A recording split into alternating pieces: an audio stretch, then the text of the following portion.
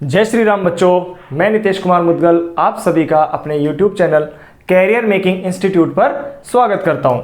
तो बच्चों, हम पढ़ रहे हैं कक्षा 10 की विज्ञान, और विज्ञान का भी हम दूसरा चैप्टर जिसके अंदर मानव शरीर के जो तंत्र हैं उन तंत्रों के बारे में हम पढ़ रहे हैं। अब से पहले हमने 2 क्लास ली हैं, उन 2 क्लास में हम जो पाचन तंत्र पढ़ रहे हैं उसके बारे में हमने ये जाना है कि पाचन तंत्र क्या होता है, उसमें कौन कौन से मुख्य अंग आते हैं, ठीक है, उनकी कैसी कैसी संरचना होती है, उनकी स्थिति कहाँ होती है। यानी हमने आहार नाल को पूरा पढ़ लिया है। अब जो मैंने आपको बताया था सबसे पहले जब हम पढ़ रहे थे, तो मैंने क्या बताया था आपको कि जो हमारी आहार नाल होती है उसे भी 2 भागों में बांटा जाता है। तो एक भाग तो था उसके आवश्यक अंग और दूसरी थी उसकी सहायक ग्रंथियां। तो आवश्यक अंग में हमने इसके मुख गुहा से लेकर, यानी मुख और मुख गुहा से लेकर मल द्वार तक, यानी बड़ी आंत तक का कंप्लीट अध्ययन कर लिया है। तो आज बात करेंगे हम किसके बारे में, इसके अंदर जो पाचन तंत्र में आने वाली जो सहायक ग्रंथियां हैं उनके बारे में हम आज बात करेंगे। तो अगर आपने वो वीडियो नहीं देखी है, जो हमने 2 वीडियो पढ़ ली है, अगर आपने नहीं देखी है तो ऊपर ये आई बटन है, इस पर क्लिक कीजिए। क्लिक करके और आपको वो दोनों वीडियो वहां पर मिल जाएगी। इसके अलावा अगर आप नए हैं हमारे चैनल पर तो सबसे पहले चैनल को सब्सक्राइब कीजिए। सब्सक्राइब करने के बाद में बेल आइकन को जरूर दबा लें, जिससे कि जो भी नई वीडियो आती है उसका नोटिफिकेशन आपको मिलता रहेगा, ठीक है। क्योंकि साइंस की जो हमारी वीडियो है वो शाम को 5 बजे आती है और मैथमेटिक्स की वीडियो है वो सुबह 9 बजे आती है। तो आप जब भी जैसे आपको वीडियो देखने का मन हो तब आप जाकर चैनल पर चेक कर सकते हैं, आपको मिल जाएगी वहां पर वीडियो। तो चलिए शुरू करते हैं आज कि जो हम पाचन तंत्र पढ़ रहे हैं उसके अंदर आज बात करने वाले हम किसकी, पाचक ग्रंथियों की। पाचक ग्रंथियां कि कौन कौन सी पाचन ग्रंथियां होती हैं। तो मैंने आपको बताया था जब हमने आहार नाल को पूरा पढ़ा था तब मैंने आपको बताया था कि हमारे कितनी पाचन ग्रंथियां होती है जी, हमारे होती हैं 3 प्रकार की।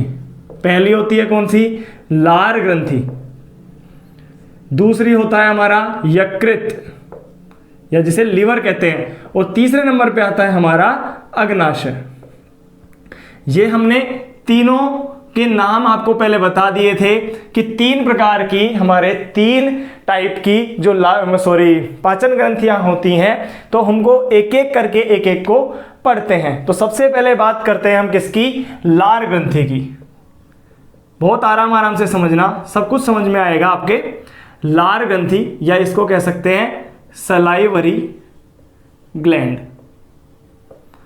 देखिए, सलाइवरी ग्लैंड, सबसे पहली बात तो ये करेंगे कि ये होती कहां है। तो सलाइवरी ग्लैंड या फिर लार ग्रंथियां हमारी मुख गुहा में पाई जाती हैं। आपको ध्यान होगा कि हमने जब मुख गुहा के बारे में पढ़ा था तो मुख गुहा में मैंने आपको बताया था कि मुख गुहा में हमारे दांत होते हैं, जीभ होती हैं और लार ग्रंथियां भी पाई जाती हैं। ये लाइन मैंने पहले भी बोली थी। तब मैंने ये कहा था कि जब हम ग्रंथियों के बारे में पढ़ेंगे तब आपको इसके बारे में बताया जाएगा। तो आज इसी के बारे में बात करने वाले हैं कि लार ग्रंथियां कहाँ स्थित होती हैं। ये होती है हमारे मुख गुहा में। हमने मुख गुहा को पूरा अध्ययन कर रखा है। लार ग्रंथियों का मुख्य कार्य की अगर मैं बात करता हूं, इनका जो मुख्य कार्य है वो क्या है, लार का श्रावण करना। लार का श्रावण करना, जो हमारी लार होती है, सलाइवा होती है, उसका श्रावण करने का मुख्य रूप से इनका कार्य होता है। तो जो लार होती है, जो हमारी लार होती है, उसका अगर हम जनरल तरीके से बात करते हैं तो लार का काम क्या होता है कि जो भोजन हम खाते हैं उस भोजन को चिपचिपा बनाना, उस भोजन को लसलसा बनाना और उसे चिकना बना देना, ताकि उसे हम आसानी से निगल पाएं। सबसे मुख्य कार्य ये होता है इस लार का कि जो हम भोजन खाते हैं उस भोजन को चिपचिपा लसलसा बना देती है, जिससे कि हम आसानी से उस भोजन को निगल सकते हैं और हमारे अंदर आमाशय तक वो आसानी से पहुंच सकता है। मुख्य कार्य हो गया। इसके अलावा जो हमारी मुख गुहा है, जो हमारी मुख गुहा है, उस मुख गुहा को भी ये नम बनाए रखती है, उसको भी नम बनाए रखती है, मतलब कि गीला बनाए रखती है, जिससे कि कोई जीवाणुओं का संक्रमण भी हमारे नहीं होता है।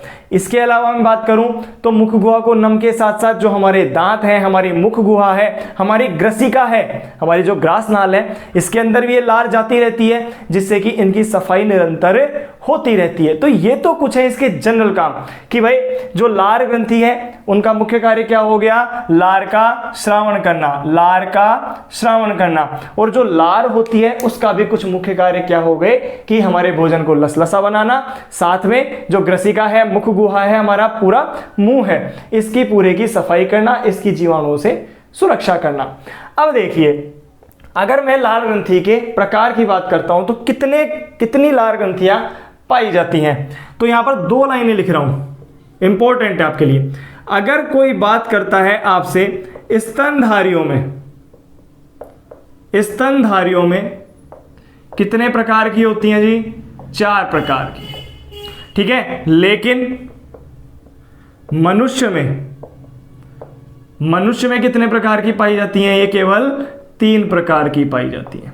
अब 2 लाइन है आपके सामने और दोनों ही इंपॉर्टेंट है। अब आपको कितना याद रखना है कि हम तो क्या पढ़ रहे हैं, मनुष्य का पाचन तंत्र पढ़ रहे हैं ना। तो मनुष्य के पाचन तंत्र के अंदर हम देखेंगे तो लार ग्रंथियां हमारे कितनी हैं, हमारी बात करते हैं तो कितनी होती हैं, 3 प्रकार की लार ग्रंथियां पाई जाती हैं। लेकिन अगर कभी क्वेश्चन ऐसा पूछा जाए या कोई भी आपसे ऐसा क्वेश्चन पूछता है कि अगर किसी मनुष्य के अलावा किसी अदर स्तनधारी की बात करता है तो उसमें कितने प्रकार की लार ग्रंथियां होती हैं, 4 प्रकार की लार ग्रंथियां पाई जाती हैं। समझ में आ रहा है आपको, ठीक है। तो हम कितनी पढ़ेंगे, हम 3 ही पढ़ेंगे, क्योंकि अपने कोर्स में कितनी है, 3 प्रकार की लार ग्रंथियां दे रखी हैं। अब ये 3 प्रकार की लार ग्रंथियां कौन कौन सी होती हैं उन्हें देखते हैं। सबसे पहले बात करते हैं, पहली फर्स्ट कौन सी होती है कि एक लार ग्रंथि हमारी जो जीभ होती है, हमारी जीभ के नीचे वाले भाग पर आप खुद महसूस कर सकते हैं,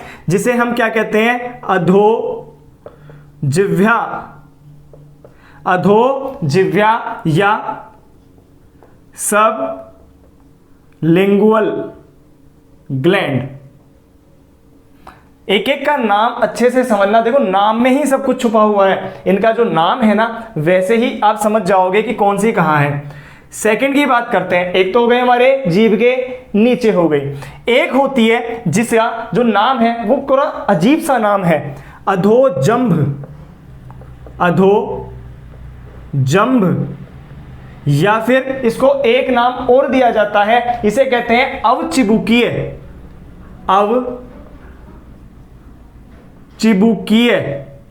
लार ग्रंथि। यानी कि ये कहां होती है, हमारे यहां होती है। देखते हैं इसे क्या कहते हैं, सब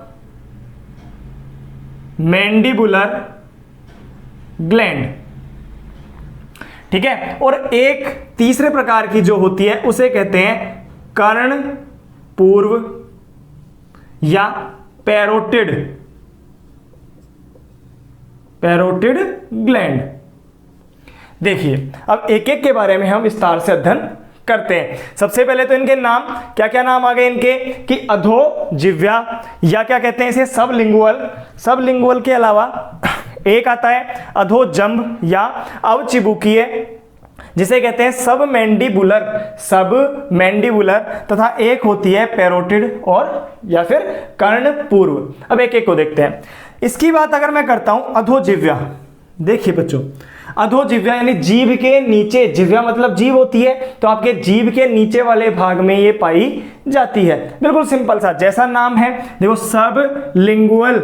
मैंने आपको ध्यान होगा, ठीक है, आपको ध्यान होगा जब हम जीभ पढ़ रहे थे मुख गुहा, तब मैंने बताया था कि हमारी जो जीभ होती है वो पीछे की तरफ ग्रसनी वाले भाग में फ्रेन्यूलम लिंगुअल से जुड़ी होती है। तो लिंगुअल एक शब्द आया था, तो वैसा ही लिंगुअल से क्या बनता है, ये देखिए लिंगुअल है, सब लिंगुअल यानी कि इसके जीभ के नीचे वाली ग्रंथि है। आप खुद महसूस करें, अपना जो नीचे वाला जीभ के नीचे वाला भाग है वहां पर छोटे छोटे दाने समान संरचना है, जिसे हम क्या कहते हैं अधोजिह्वा लार ग्रंथि, ठीक है। अगर इनके बारे में बात करते हैं तो ये सबसे अधिक होती हैं संख्या में, ठीक है। इसके अलावा सर्वाधिक लार का श्रावण करती हैं। इसके अलावा भी बात करें तो सबसे छोटी होती है। देखिए 3 बातें लिखी मैंने इसके बारे में कि जो ये नीचे होती है जीभ के नीचे, ये सबसे छोटी होती है, ठीक है, सबसे अधिक लार का श्रावण करती है। देखिए आप खुद फील करोगे इस चीज को कि जैसे ही आपके सामने कोई खाने की बात करता है या कोई स्वादिष्ट खाना आपको दिखाया जाता है तो जो आपका मुंह है वो लार से भर जाता है, लार आ जाती है। तो आप खुद फील करना उस चीज को कि सबसे ज्यादा लार कहां से आती है, अपने जीभ के नीचे वाले भाग से आती है। करके देखना, आज क्या करना, घर पे कोई स्वादिष्ट भोजन देखना और उससे जो आपके लार आती है उसे फील करना कि ये कहां से आती है ज्यादा। तो जो जीभ के नीचे वाला भाग है यहां पर सर्वाधिक लार का श्रावण होता है। तो कर्ता कौन है, अधो जिह्वा या सब लिंगुअल करती है। समझ में आ गया, सर्वाधिक लार का श्रावण और सबसे छोटी होती है, सबसे छोटी छोटी पाई जाती हैं। नेक्स्ट की बात करते हैं, अधोजंभ। क्या कहते हैं इसे, अधोजंभ या अवचिबुकीय या सब मैंडिबुलर। देखिए हिंदी से अच्छा इंग्लिश का नाम होता है। कैसे, जो हमारी ये दोनों अस्थियां होती हैं, जबड़े की अस्थियां, इसे हम मैक्सिला और मैंडिबल और मैक्सिला के नाम से जानते हैं। तो जो मैंडिबल्स होते हैं हमारे, मैंडिबल जो होता है, सब मैंडिबल मतलब मैंडिबल के यहां नीचे की तरफ, ठीक है, तो जहां पर हमारे जबड़े दोनों मिलते हैं कि भाई हमारा जबड़ा कुछ इस तरीके से मानते हैं अब कि ये ऊपरी जबड़ा है और ये निचला जबड़ा है, कुछ ऐसे मान लो आप, और ये दोनों एक जगह जाकर किसी स्थान पर जुड़ रहे हैं, तभी तो इस तरीके से गति कर रहे हैं आगे से। जो नीचे वाला जबड़ा है वो ऊपर की तरफ गति करता है ना हमेशा, ये तो पता होगा आपको कि आपका ऊपर वाला जो जबड़ा है वो एक जगह पर रुका रहता है, लेकिन नीचे वाला जबड़ा है केवल यही गतिशील होता है, नीचे वाला जबड़ा ही काम करता है अपना, ध्यान रखना। तो जब ये नीचे वाला जबड़ा इस तरीके से कैंची की तरह हमारे काम कर रहे हैं तो एक जगह पर जहां जुड़ते हैं, इस स्थान पर, कौन से स्थान पर, जहां दोनों जबड़े हमारे मिलते हैं, ये वाला स्थान है, इस स्थान पर क्या पाई जाती है, सब मैंडिबुलर ग्लैंड पाई जाती है, ये ग्रंथि पाई जाती है जिससे कि लार का श्रावण होता है। तो समझ में आ रहा है ये कहां पाई जाती है, ये हमारे मैंडिबल के पास पाई जाती है, जिसे क्या कहते हैं, अधोजंभ या अवचिबुकीय या सब मैंडिबुलर ग्लैंड कहते हैं। समझ गए। नेक्स्ट की बात करता हूं जो कि है इंपॉर्टेंट, ठीक है, कर्ण पूर्व या पैरोटिड ग्लैंड, पैरोटिड ग्रंथि। पैरोटिड कहां होती है, कर्ण पूर्व, कर्ण मतलब अपने कान, और कान से पहले, उससे पहले वाले भाग में, यानी कि इस जगह, इस भाग पर, यहां पर हमारे कान के नीचे वाले भाग पर क्या होती है, ये ग्रंथि पाई जाती है, जिसे हम क्या कहते हैं, कर्ण पूर्व कहते हैं। अब ये क्यों इंपॉर्टेंट है वो देखिए, ये जो ग्रंथि है, इस ग्रंथि से एक मुख्य एंजाइम जिसे कहते हैं टाइलिन या लारीय एमाइलेज, कौन सा एंजाइम है, टाइलिन या लारीय एमाइलेज स्रावित होता है। कहां से स्रावित होता है बच्चों, ये होता है हमारे पैरोटिड ग्रंथि से होता है। बहुत अच्छे से समझना, बहुत अच्छे से ध्यान रखना इन चीजों को कि जो पैरोटिड ग्रंथि है वो कहां पाई जाती है, हमारे कान के नीचे। समझ रहे हो। इससे क्या इंपॉर्टेंट है कि इससे टाइलिन तथा लारीय एमाइलेज स्रावित होता है। अब ये लारीय एमाइलेज क्या करता है, जब हम इसकी पाचन की क्रियाविधि पढ़ेंगे तब आपको बताता हूं, लेकिन इतना मान के चलना कि पाचन की शुरुआत भी यहीं से होती है, क्योंकि ये लारीय एमाइलेज क्या करता है, स्टार्च को माल्टोज में चेंज करता है। जब अपन इसका पाचन की पूरी क्रियाविधि पढ़ेंगे नेक्स्ट क्लास में तब आपको बहुत अच्छे से समझाऊंगा इसे भी, ठीक है। अभी आपको क्या याद रखना है कि टाइलिन या लारीय एमाइलेज कहां से स्रावित होता है, आपके पैरोटिड ग्लैंड से होता है। देखिए एमाइलेज का नाम बहुत बार आएगा, ठीक है, लेकिन इसीलिए मैंने यहां क्या लिख दिया है पहले, उसके आगे लारीय एमाइलेज, यानी लार से स्रावित होने वाला एमाइलेज। तो लार में पाए जाने वाला जो एमाइलेज है वो ये है, क्योंकि एमाइलेज अभी हम आगे भी जाकर पढ़ेंगे, ठीक है ना, तो इसलिए आपको घबराना नहीं है। तो ये क्या कहलाएगा, लारीय एमाइलेज। इसके अलावा जो पैरोटिड ग्रंथि है वो इसीलिए थोड़ी सी फेमस है, क्यों, देखिए कि जो ये पैरोटिड ग्रंथि है इसमें संक्रमण हो जाता है, इसमें संक्रमण हो जाता है, जिसकी वजह से हमारे एक रोग हो जाता है। इस पैरोटिड ग्रंथि में एक संक्रमण होता है जिसे हम कहते हैं पैरामिक्सोवायरस। किसका होता है? पैरामिक्सोवायरस का संक्रमण हो जाता है, जिससे एक रोग होता है जिसे कहते हैं मम्प्स, या आप कन्फेड कह सकते हो। क्या कह सकते हो? जो कन्फेड हो जाती है वो किसकी वजह से होती है? पैरामिक्सोवायरस।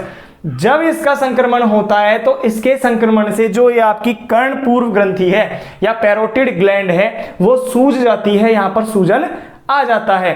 तो इसीलिए ये थोड़ा सा इंपॉर्टेंट भी बनता है आपके लिए। अब आप ये मत बोलना कि आपकी बुक में नहीं है, देखो बुक में नहीं है लेकिन फिर भी आपको नॉलेज होती है तो बहुत अच्छी बात है। दूसरा, अगर पेपर में बड़ा क्वेश्चन आता है कि लार ग्रंथियों के बारे में विस्तार से समझाइए, तो अगर आप इस तरीके से लिख के आते हैं, 2 पॉइंट एक्स्ट्रा लिख के आते हैं ना, तो एक अच्छा इंप्रेशन बनता है, नंबर अच्छे आ सकते हैं आपके। समझ रहे हो?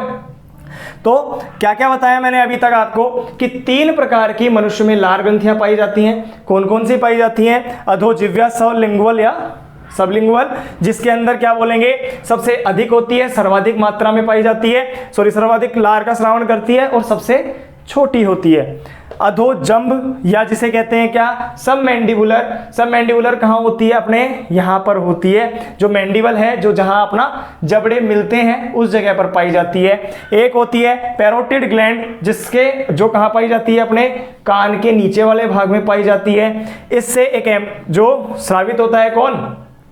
टाइलिन एंजाइम स्रावित होता है, जिसे लारीय एमाइलेज भी कहते हैं। और ये क्या करता है? ये जो स्टार्च है उसका पाचन करता है। इसके अलावा इसी ग्रंथि में पैरामिक्सोवायरस का संक्रमण होने से वहां पर जो रोग होता है उसे क्या कहते हैं? मम्प्स कहते हैं, कन्फेड कहते हैं। तो यहां तक आपको समझ में आया होगा लार ग्रंथियां किस तरीके से होती हैं, ये समझ में आया आपको। अब देखिए, बार बार हम बात कर रहे हैं, आप चाहे तो एक स्क्रीनशॉट ले लें इसका। अब हम बात कर रहे हैं किसकी? बार बार कि ये तो हो गई हमारी लार ग्रंथियां, और इन्हीं से क्या स्रावित हो रही है? लार स्रावित हो रही है।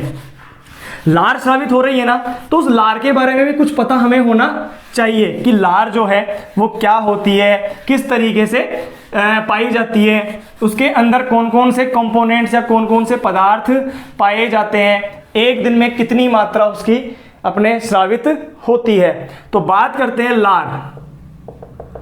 देखिए, लार की अगर मैं बात करता हूं तो इसकी मात्रा की अगर बात करें तो मात्रा कितनी होती है? 1 से 1.5 लीटर पर डे, यानी कि प्रतिदिन लगभग 1 से 1.5 लीटर लार का श्रावण हमारे लार ग्रंथियों के द्वारा किया जाता है। समझ में आया यहां तक?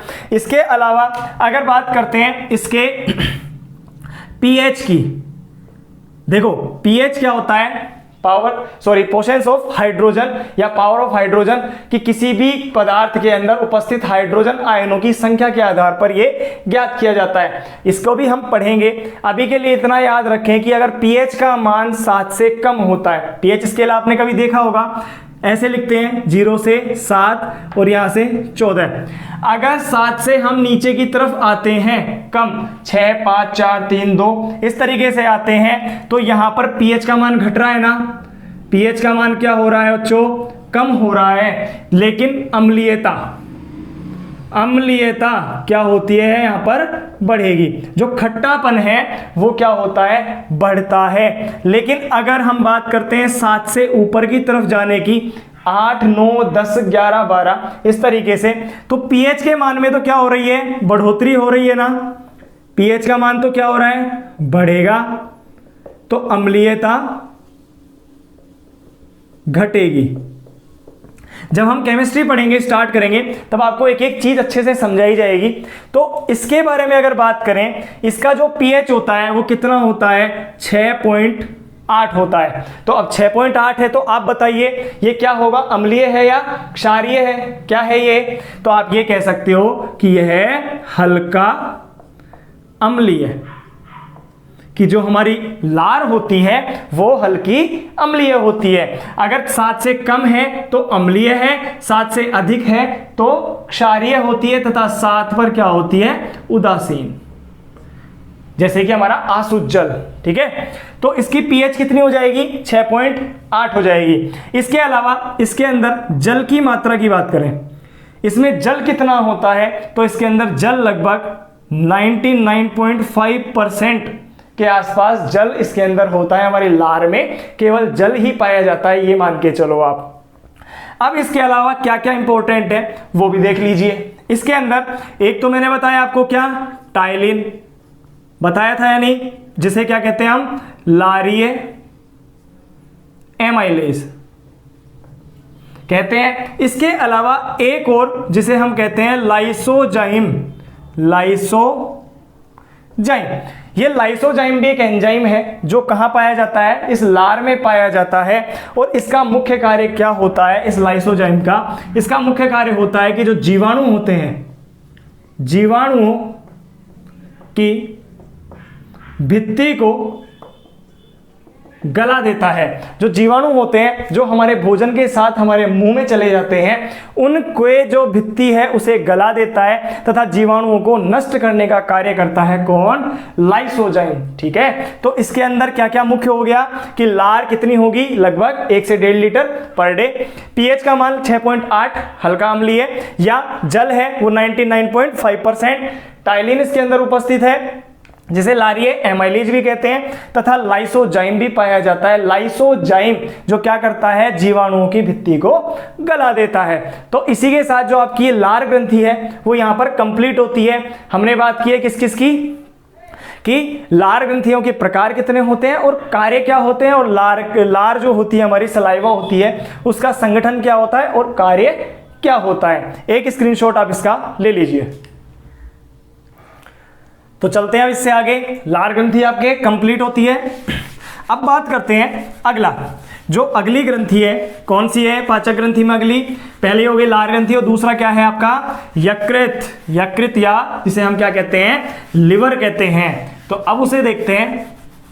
तो लार ग्रंथि आपके समझ में आ गई ना, तो बिल्कुल इसे अच्छे से आप वापस से पढ़ना आपके बुक में एक बार, ताकि आपको और अच्छे से समझ में आ जाएगा। अब बात करते हैं नेक्स्ट पाचक ग्रंथि जिसमें आता है आपका यकृत या लिवर। तो वही सबसे पहले उसकी स्थिति के बारे में बात करते हैं। कौन है ये, यकृत, लिवर। अगर मैं इसकी स्थिति की बात करता हूं तो हमने एक डायग्राम बनाया था, एक रफ डायग्राम बना रहा हूं आपके सामने, कुछ इस तरीके से हमने आमाशय को देखा, समझना इसे ध्यान से। ये क्या था, हमारा स्टमक था, आमाशय था या नहीं। यहां से हमारी ग्रहणी स्टार्ट हो जाती है, यानी कि छोटी आंत वाला भाग स्टार्ट हो जाता है। मैंने इस जगह पर इस तरीके से एक संरचना बनाई थी, ठीक है, और इस तरीके से मैंने एक संरचना बनाई थी आपके सामने। तो यही क्या है, हमारा लिवर है, हमारा यकृत है। तो अब इसके अकॉर्डिंग आप इसकी स्थिति बता सकते हैं कि इसकी स्थिति थोड़ी सी दाएं और अधिक होती है, क्योंकि देखिए अगर मेरा दायां ये है तो हम बायोलॉजी पढ़ रहे हैं, तो ये क्या होगा, लेफ्ट होगा, और ये क्या होगा, राइट होगा। जो हमारा दायां है वहां इसका बायां होगा, और जो हमारा बायां है वो इसका दायां होगा। तो अगर बात करते हैं तो अगर वो मेरे हाथ का ये राइट है तो इसके लिए क्या होगा, ये लेफ्ट होगा। क्लियर रहेगा ना, ये तो भूलना मत इस चीज को। तो ये क्या है, राइट साइड है, इसकी दायां भाग है। तो आप क्या कह सकते हो कि यह शरीर के कुछ दाईं ओर अधिक होती है, स्थित होती है। दूसरा सबसे बड़ी बात तो क्या है कि यह है सबसे बड़ी पाचक ग्रंथि है, सबसे बड़ी पाचक ग्रंथि है, यकृत सबसे बड़ी पाचक ग्रंथि है। याद रखना इस बात को। स्थिति की अगर बात करता हूं तो क्या कह सकते हो, कुछ दाईं ओर अधिक झुकी हुई होती है, या दाईं ओर झुकी हुई होती है। थर्ड पॉइंट अगर इसका लिखते हैं तो यह कितनी होती है, 2 पालियों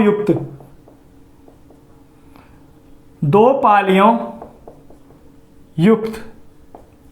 यानी कि बाइलोब्ड होती है, 2 लोब पाए जाते हैं, इसके अंदर 2 पालियों में विभक्त होती है। अभी जब हम इसका डायग्राम देखेंगे, ठीक है, तो उसके अंदर बताता हूं आपको। देखिए आपके सामने जो ये डायग्राम आ गया है, इस डायग्राम को एक बार देखिए। इसके अंदर जो ये यकृत है वो 2 भागों में बटा हुआ है। उसका जो लेफ्ट वाला भाग है वो थोड़ा छोटा होता है और राइट वाला जो भाग है वो थोड़ा सा बड़ा होता है। आपको आसानी से दिख रहा होगा, आराम से देख सकते हैं आप इसे, कि इसका जो लेफ्ट वाला भाग है, जो बायां भाग है वो थोड़ा छोटा है तथा दायां भाग है थोड़ा बड़ा है।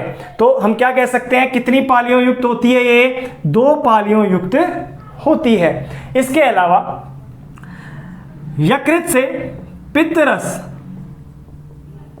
पित्तरस का निर्माण होता है या नहीं? पित्तरस का निर्माण होता है, जिसे हम क्या कहते हैं, बाइल जूस या पित्तरस का निर्माण होता है। किससे होता है? यकृत से होता है, जो कि हमारे पाचन के लिए बहुत इंपॉर्टेंट होता है। अब ये पित्तरस का निर्माण तो यहां से हो जाता है, बहुत अच्छे से समझना, पित्तरस का निर्माण तो यहां से हो जाता है, लेकिन ये पित्तरस क्या करता है, जो एक वाहिनी होती है जिसे हम पित्त वाहिनी कहते हैं, उसके द्वारा ये जाता हुआ यहां से और कहां चला जाता है?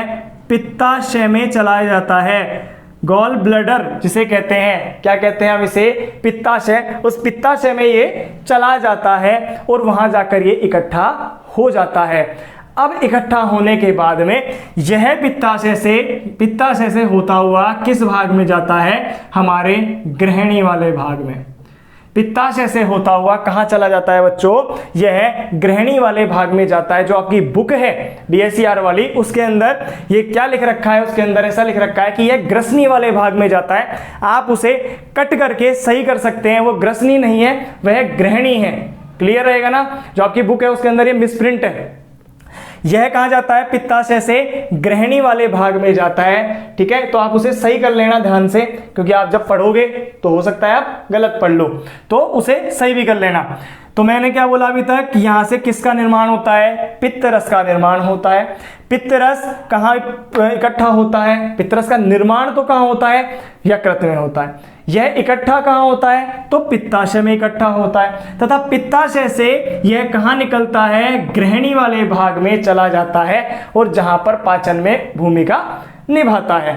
अब देखिए, अब एक लाइन में आपके सामने लिखने वाला हूं।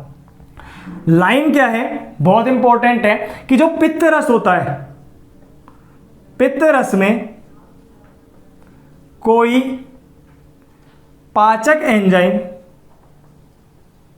नहीं पाया जाता है।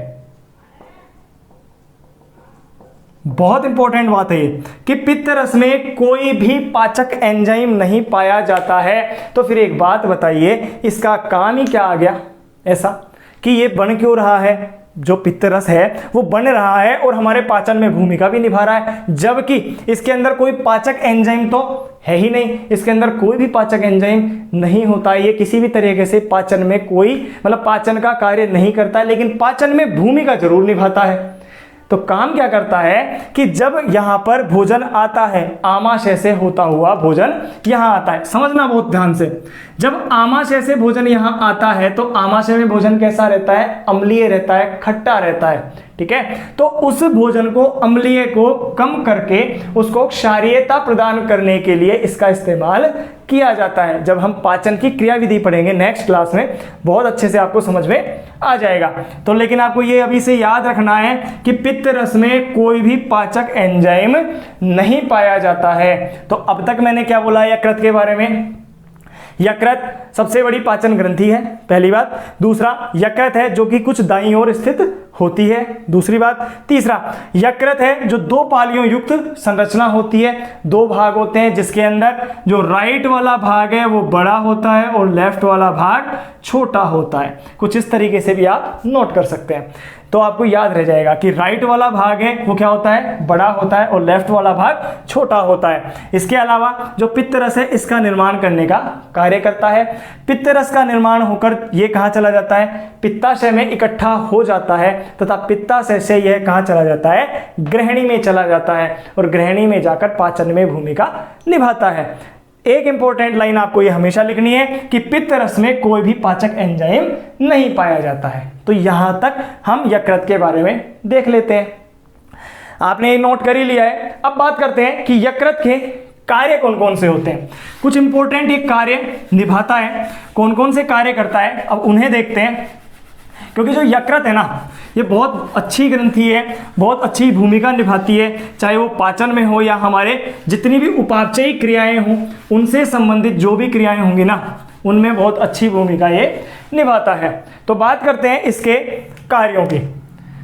पहला कार्य आपको पता है, पित्त रस का निर्माण, जिसके बारे में हमने बात कर ली है कि पित्त रस का निर्माण ये करता है और पित्ताशय में इकट्ठा कर देता है। इकट्ठा करने के बाद में वो कहाँ चला जाता है, ग्रहणी में चला जाता है तथा पाचन में भूमिका निभाता है। नेक्स्ट, हिपेरिन का निर्माण। देखिए, अब समझना इस बात को, क्या है ये हिपेरिन? पता लगा, कुछ समझ में आया क्या है हिपेरिन? देखिए, आपने एक चीज नोट की होगी, जब हमारा रक्त है जो हमारे नलियों में बह रहा है लेकिन जमता नहीं है, अंदर नहीं जमता ना, लेकिन जब हमारे कोई कट लग जाता है और ये शरीर से बाहर निकल जाता है, तो निकलने के बाद में इस पर रक्त का थक्का बन जाता है ना रक्त का थक्का। तो ये जो हिपेरिन है ना, इस हिपेरिन का निर्माण कहाँ होता है? यकृत में होता है, तथा यकृत में निर्माण होकर ये हिपेरिन हमारे रक्त में चला जाता है। कहाँ चला जाता है बच्चों? रक्त में चला जाता है। और ये हिपेरिन जो होता है, ये अपने आप में एक प्रतिस्कंधक पदार्थ होता है, जो कि रक्त को जमने से रोकता है, रक्त का थक्का बनने से रोकता है। और इसी वजह से हमारे शरीर के अंदर रक्त का थक्का नहीं बनता है। किसकी वजह से नहीं बनता है? हिपेरिन की वजह से नहीं बनता है। और हिपेरिन कहाँ निर्मित होता है? ये होता है आपके यकृत में निर्मित होता है। तो एक बहुत मुख्य काम हो गया ना, इसका हो गया। नेक्स्ट, यूरिया का संश्लेषण। यूरिया का संश्लेषण भी कहाँ होता है? आपके यकृत में होता है। कि जो हम अपशिष्ट पदार्थ, जब हम उत्सर्जन तंत्र पढ़ेंगे तब आपको बताएंगे कि जो यूरिया है उसका हम उत्सर्जन करते हैं, जो नाइट्रोजन उत्सर्जी पदार्थ है। यूरिया का निर्माण भी कहाँ होता है? हमारे यकृत में होता है, जिसको हम उत्सर्जन तंत्र के माध्यम से शरीर से बाहर त्यागते हैं, मूत्र के माध्यम से शरीर से बाहर त्यागते हैं। तो इसका निर्माण भी कहाँ होता है? यकृत में होता है। समझ में आ रहा है? नेक्स्ट, विटामिन ए का निर्माण। विटामिन ए का निर्माण भी कहां होता है बच्चों? ये भी कहां होता है? यकृत में होता है। विटामिन ए का निर्माण भी कहां होता है? यकृत में होता है। जिसकी कमी से कौन सा रोग? रतौंधी रोग हो जाता है। ये हमने नहीं पढ़ा, लेकिन हम आगे जाके जब रोग वाला चैप्टर पढ़ेंगे तब बताएंगे आपको। एक लास्ट कार्य क्या क्या हो गया? पित्त रस हो गया, हिपेरिन हो गया। इसके अलावा एक चीज और याद रखना आप कि भ्रूणावस्था में आरबीसी व डब्ल्यूबीसी का निर्माण। बहुत अच्छा पॉइंट है, बहुत इंपॉर्टेंट पॉइंट है, ठीक है। और बहुत बार आप इसे एक्स्ट्रा पॉइंट के रूप में लिख सकते हैं, इससे बहुत अच्छा इंप्रेशन बनता है, ठीक है। देखिए, मैंने बोला कि भ्रूणावस्था में आरबीसी तथा डब्ल्यूबीसी का निर्माण भी कहां होता है? यकृत में होता है। मैंने ये लाइन बोली है, यानी कि जब हमारा भ्रूण का निर्माण होता है उस वक्त भ्रूण के अंदर जो आरबीसी और डब्ल्यूबीसी का निर्माण होता है, आप ये कह सकते हैं कि रक्त का निर्माण है वो कहाँ होता है बच्चों? लिवर में होता है, यकृत में होता है। लेकिन जन्म के पश्चात, जन्म होने के बाद में जो हम हैं, हमारी बात करते हैं, हमारे अंदर अगर रक्त के निर्माण की बात करते हैं तो वो कहाँ होता है?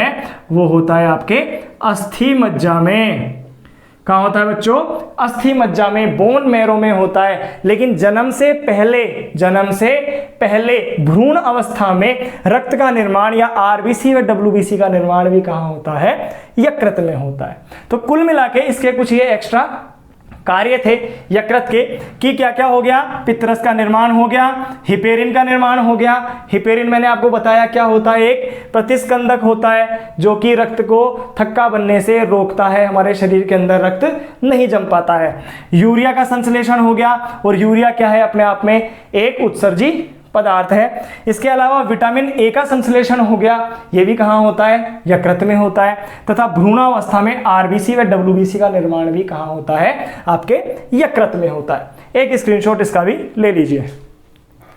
तो हो गया यहां तक, यकृत आपके समझ में आ गया, यानी कि लार ग्रंथि और यकृत दोनों होते हैं अपने कंप्लीट।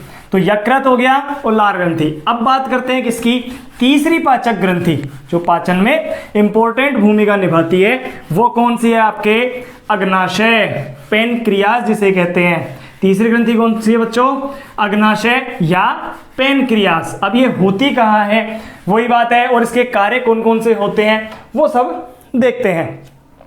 तो बात करते हैं किसकी, अग्नाशय की। अग्नाशय, पेनक्रियाज। सुनना ध्यान से, सबसे पहले तो ये होती कहाँ है। देखिए अभी जैसे मैंने डायग्राम बनाया था आपके सामने, यहां पर तो क्या है, ये लीवर है। इस लीवर के बाद में ये ग्रहणी वाले इस भाग में इस तरीके से एक पत्ती नुमा संरचना यहां पाई जाती है। कहां पर, ग्रहणी के जो ऊपरी भाग है यहां पर तो कौन है, लीवर है। तथा इसके नीचे वाले भाग में आमाशय और छोटी आंत के मध्य में जो गैप है, उस गैप में एक पत्ती नुमा संरचना पाई जाती है जो क्या कहलाती है, अग्नाशय कहलाती है। क्या कहलाती है बच्चों, अग्नाशय कहलाती है, या पेनक्रियाज जिसे कहते हैं। तो आपको स्थिति का पता लग गया कहां पर है। इसके अलावा अब इसके अंदर क्या क्या मुख्य है, देखिए कि यह एक मिश्रित ग्रंथि होती है। कैसी ग्रंथि होती है, मिश्रित ग्रंथि। मिश्रित ग्रंथि का मतलब क्या कह सकते हो आप, कि इसके अंदर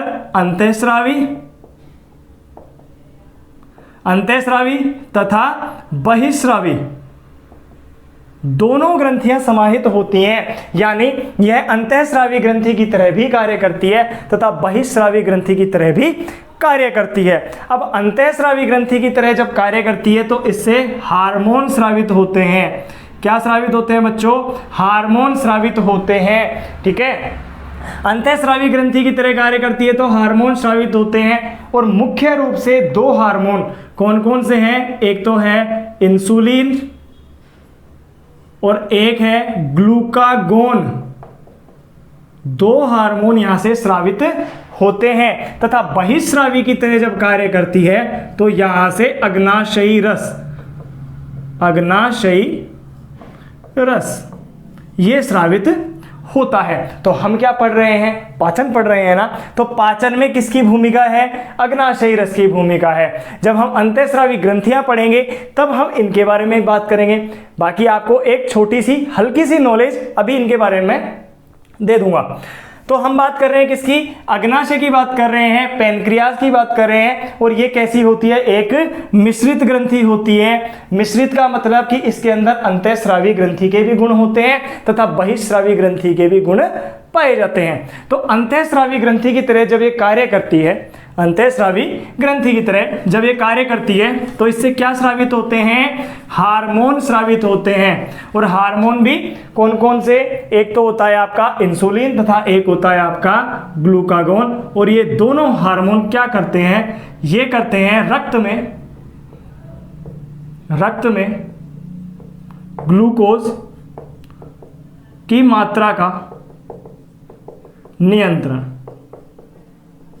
ग्लूकोज की मात्रा का नियंत्रण करने का कार्य करते हैं कि हमारे शरीर में रक्त में ग्लूकोज की मात्रा बराबर बनी हुई है या नहीं, उसको देखने का कार्य इन दोनों का होता है। अब बात करते हैं हम इसकी बहिस्रावी की तरह जब ये कार्य करती है बहिस्रावी, तो इससे क्या स्रावित हो रहा है, अग्नाशयी रस। और अग्नाशयी रस को एक नाम दिया जाता है, इसे कहते हैं पूर्ण पाचक एंजाइम। एंजाइम नहीं, इसे पूर्ण पाचक रस, ये लिखे आप, पूर्ण पाचक रस की एक ऐसा रस है जिससे पूर्ण रूप से पाचन हो सकता है। पूर्ण रूप से पाचन का मतलब मैं क्या कह रहा हूं कि इससे, अग्नाशयी रस से प्रोटीन, कार्बोहाइड्रेट, वसा, इन सभी का पाचन संभव है। यानी इस पूर्ण पाचक रस में, यानी अग्नाशयी रस में वो सभी एंजाइम्स पाए जाते हैं जो कि प्रोटीन का पाचन भी कर सकते हैं, कार्बोहाइड्रेट का पाचन भी कर सकते हैं तथा वसा का पाचन भी कर सकते हैं। और इसी वजह से हम इसे क्या कहते हैं, पूर्ण पाचक रस कहते हैं। अब ये क्या होता है कि जब मैंने अभी डायग्राम बनाया था कि जो ये हमारे ग्रहणी वाले भाग से जुड़ा होता है, तो इससे जो अग्नाशयी रस है वो निकलकर ग्रहणी वाले भाग में आ जाता है, जिससे कि अत्यधिक मात्रा में पाचन की क्रिया संभव हो पाती है, क्योंकि इससे, अग्नाशयी रस से ही प्रोटीन, कार्बोहाइड्रेट तथा वसा तीनों का पाचन संभव है। तो यहां तक आपको समझ में आ गया होगा। अगर इंसुलिन और इसकी बात करते हैं तो एक छोटा सा फैक्ट बता देता हूं आपको कि जो इंसुलिन है, ये इंसुलिन क्या करता है, रक्त में जो ग्लूकोज की मात्रा है, रक्त में ग्लूकोज की मात्रा को कम करता है, को क्या करता है, कम करता है। अगर हमारे रक्त में ग्लूकोज की मात्रा बढ़ जाती है तो उसे ये क्या करने का कार्य करता है, कम करने का कार्य करता है। तो जिन व्यक्तियों में इस इंसुलिन की क्या हो जाती है बच्चों, कमी हो जाती है, तो एक बात बताइए, इसका मुख्य कार्य क्या हो गया, ग्लूकोज की मात्रा को कम करना। तो जिन व्यक्तियों में इसकी कमी हो जाती है तो क्या ये कम कर पाएगा, नहीं कर पाएगा। तो रक्त में ग्लूकोज की मात्रा बढ़ जाती है, और बढ़ जाती है तो उससे एक रोग होता है, और उस रोग को ही क्या कहते हैं, मधुमेह। क्या कहते हैं बच्चों, मधुमेह, या अगर इसका नाम लिखें तो ये लिखते हैं डायबिटीज मेलिटस। जब हम रोग पढ़ेंगे तब आपको इसके बारे में अच्छे से समझाऊंगा कि डायबिटीज मेलिटस क्या होता है, डायबिटीज इंसिपिडस क्या होता है, दोनों पढ़ेंगे कि ये भी दो प्रकार के होते हैं, मधुमेह भी, ठीक है ना। तो अभी के लिए आपको क्या याद रखना है, केवल कि जो अग्नाशय है वो एक मिश्रित ग्रंथि है। मिश्रित ग्रंथि में मतलब अंतःस्रावी और बहिस्रावी दोनों की तरह कार्य करती है, प्लस इससे जो बहिस्रावी भाग है जिससे कि अग्नाशयी रस का स्रावण होता है। और अग्नाशयी रस को हम क्या कहते हैं, पूर्ण पाचक रस कहते हैं। क्यों, क्योंकि इससे प्रोटीन, कार्बोहाइड्रेट, वसा आदि सभी का पाचन होना संभव है। और इसके अलावा अगर इसकी भी बात कर लेते हैं तो इंसुलिन क्या होता है, एक ग्लूकोज की मात्रा को रक्त में कम करता है, और इसी वजह से अगर इसकी कमी हो जाती है तो कमी हो जाने से कौन सा रोग हो जाता है, मधुमेह रोग हो जाता है। तो बच्चों आज की जो क्लास है उसके अंदर हमने लार ग्रंथि पढ़ी, हमने यकृत पढ़ा, हमने अग्नाशय पढ़ा। तीनों को हमने डिटेल जितना हो सकता था उससे अधिक पढ़ने का प्रयास किया है। आई होप कि आपको बहुत अच्छे से समझ में आ गई होगी। अगर आपको ये वीडियो अच्छी लगती है तो लाइक करें, इसको दोस्तों तक शेयर करें, सभी को बताएं इसके बारे में कि जो विज्ञान है वो पढ़ाई जा रही है, आप भी उनसे जुड़े। इसके अलावा अभी भी अगर चैनल पर नए हो तो चैनल को सब्सक्राइब जरूर करें बच्चों, क्योंकि सब्सक्राइब करने से आपको इसका नोटिफिकेशन फटाफट मिलता रहेगा, और हर शाम 5 बजे आपको इसी तरह विज्ञान की वीडियो मिलती रहेगी। तो मिलते हैं नेक्स्ट वीडियो में, तब तक जय हिंद, जय भारत।